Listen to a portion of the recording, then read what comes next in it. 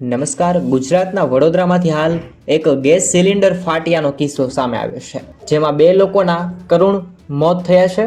Vasna road Diwalipura વિસ્તારમાં સ્વામિનારાયણ મંદિર પાછળ આવેલી દેવનગર સોસાયટીમાં 106 નંબરના મકાનમાં પ્રચંડ ધડાકો થયો હતો.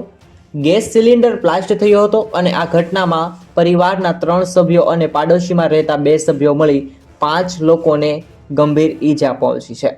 હાલમાં ઈજાગ્રસ્તોની સયાજી હોસ્પિટલમાં સારવાર ચાલી રહી છે. શું કહેશો તમે આ સમગ્ર ઘટના વિશે? કોમેન્ટ કરો અને દરરોજ એક નવા સમાચાર માટે જોડાયેલ રહો જેડી ન્યૂઝ ચેનલ પર.